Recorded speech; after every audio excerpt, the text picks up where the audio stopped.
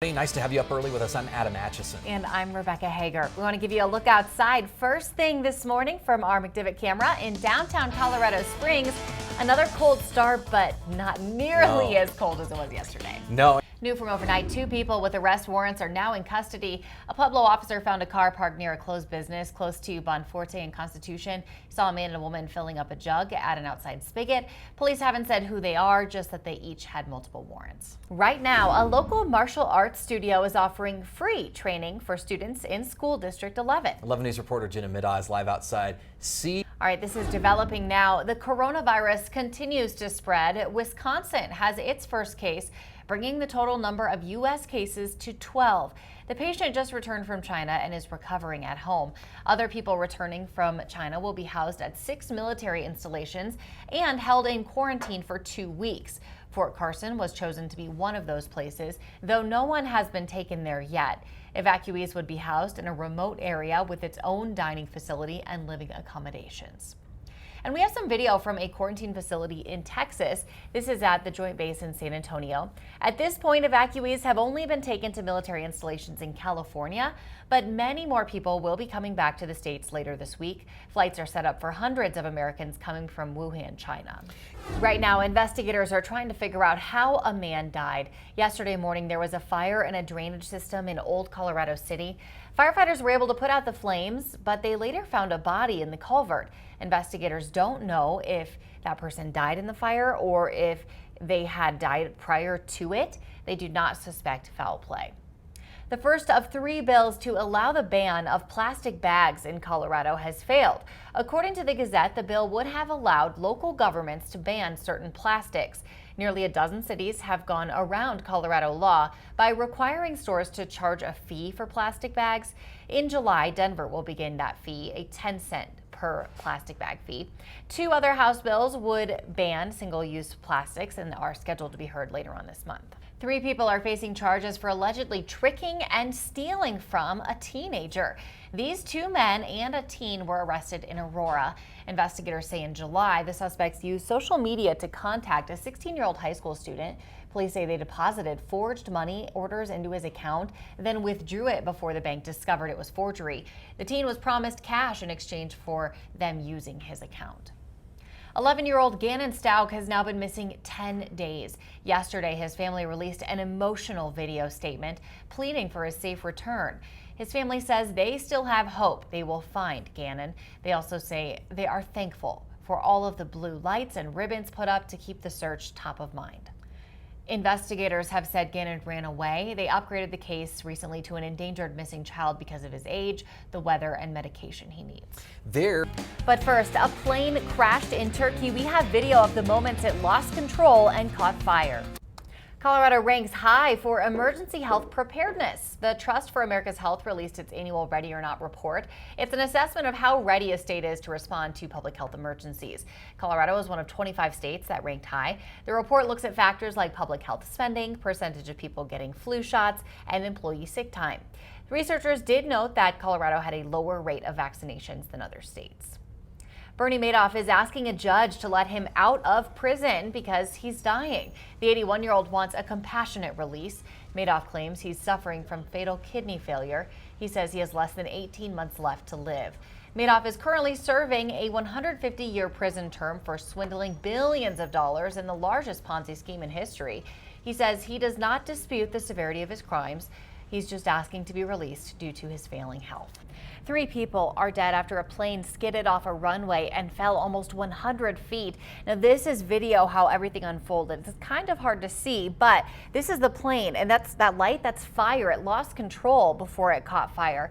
And we'll look at the scene as well, what it looks like this morning. The Boeing plane split into 3 pieces. It was carrying nearly 200 people, including the crew. Prosecutors in Turkey have launched an investigation into what happened.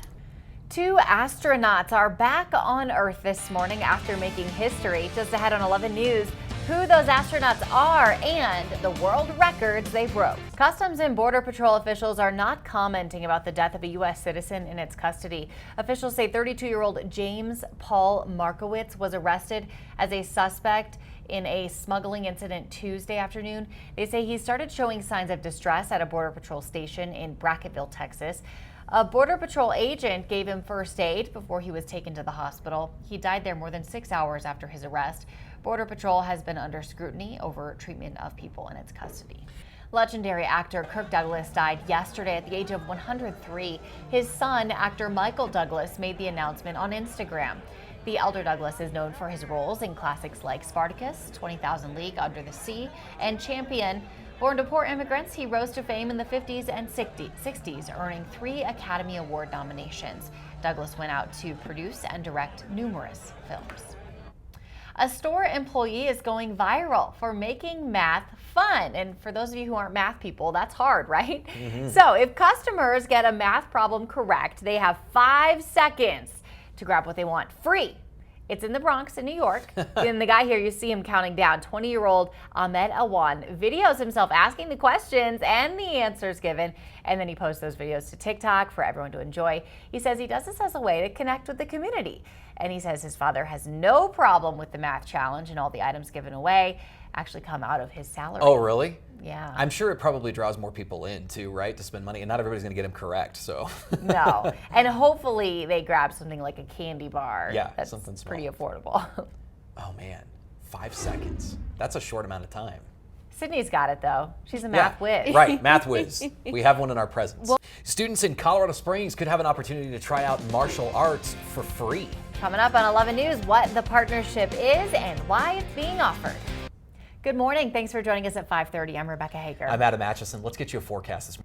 Thank you. New this morning, a woman is facing a DUI charge after a crash last night. It happened at 15th and West in Pueblo. Police say a man and woman were reported yelling outside the vehicle. Officers say the woman eventually admitted to driving. The car had bottomed out hard enough to break the oil pan and set off the airbags. Only 11 News is talking to the family of a little boy who died of the flu recently in Colorado Springs. 4-year-old Najee is described as a vibrant boy who was always able to make everyone laugh. His mother tells us over the last few weeks his siblings were sick, but he wasn't showing any symptoms. On Sunday, he became ill and died within days. The family is stunned and heartbroken. The department has not released whether or not the little boy was vaccinated. The family didn't want to comment on that. The family has set up a GoFundMe. We have that at KKTV.com. Click on Find It. Looking ahead, racial discrimination based on a person's hairstyle could be banned in Colorado if a bill is passed. Dozens of black men and women came to the Capitol yesterday. Colorado's Black Legislative Caucus held a public meeting on the issue before the bill was passed. Men and women of color told stories of discrimination at school and work based solely on their hair. Known as the Crown Act, the bill is one of dozens around the country addressing workplace bias and corporate grooming policies that disproportionately affect black women and men. The bill passed in a House committee, so it's now headed to the House floor. We have an 11 call for action alert. The El Paso County Sheriff's Office is warning everyone about a new version of a phone scam that's making its way around southern Colorado. In the most recent cases, the Sheriff's Office says the criminals are using the names of some real employees from the office. According to our news partners at the Gazette, the callers threaten legal action if they do not pay a certain amount of money. The Sheriff's Office wants to remind everyone they do not call or text about legal action.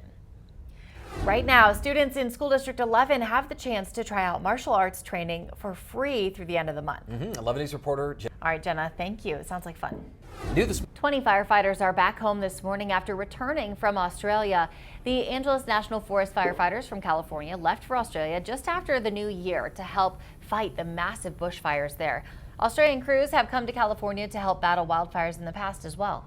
The fires have scorched more than 27 million acres and killed 33 people, including 3 American firefighters.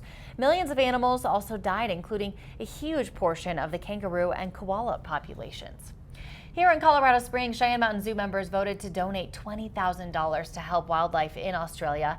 The money will be going to the Zoos Victoria's Bushfire Emergency Wildlife Fund. According to the Gazette, the money comes from donations from zoo employees and board members. The fund's website says donations go directly to helping animals. Valentine's Day is next Friday, in case you needed that reminder. And if you also need some gift ideas, how about a portrait of your other love? I'm talking about your pet. The Humane Society is offering portraits this year. Yeah, it's called the Poorly Portrayed Pet Portrait. So obviously not professional artists, but it might be a conversation piece. You could hang it on the wall, frame it. Or a coffee table piece. Maybe. Very fun. And then donation goes back to an important cost. Yeah. Well, a restaurant you may have visited in Denver is coming to Colorado Springs. Coming up, how soon you can visit. But first, here's a look outside from our camera in the Banning Lewis Ranch area. It looks like you can sort of see Pikes Peak back there. It's not very clear, but still dark out. Still cold out too, but not as bad as yesterday. We'll have your forecast and traffic right after this break. crazy. There may be new evidence in the cold case of a missing college student. 19-year-old Kristen Smar went missing in 1996 from San Luis Obispo on the Central California coast. Detectives say they served search warrants in 4 areas in California and Washington state and took some items of evidence. Our sister station also reports that the FBI questioned a man and then released him. A sheriff spokesperson says he's a person of interest and the last known person to see Smart alive. And I'm Rebecca Hager. Let's check in with our meteorologist, Sydney Jackson. Good news is we're warmer than yesterday, at least, Sydney. Yeah, still. Thank you. Looking ahead, another Denver restaurant and entertainment venue is set to open in Colorado Springs. View House will open 6 o'clock next Thursday night. You can see it from I-25 and the Woodman exit, so you've probably been watching as progress is made on the building. The grand opening will feature live music, food samples, and complimentary cocktails. Proceeds from the opening will benefit Angels of America's Fallen, a Colorado Springs-based nonprofit that supports children of fallen members of the military as well as first responders. While you were sleeping, 3 NASA astronauts returned back to Earth. It was around 2 o'clock this morning. One of them is Christina Koch. She spent about 11 months in space, making it the longest single space mission for a woman. During her time at the space station, she was also part of another first for women. She and fellow American Jessica Meir conducted the first all-female spacewalk in October. According to the BBC, her stay is just 12 days short of the all-time U.S. record set by Scott Kelly. Bet she's back. Glad to be back home now. Neat. You may soon be able to get a folding phone from Apple. It's about what they're planning. I guess people miss folding their phones. I guess so. It makes it smaller and more compact, right? You know, maybe fit in a pocket or a purse. It's a trend.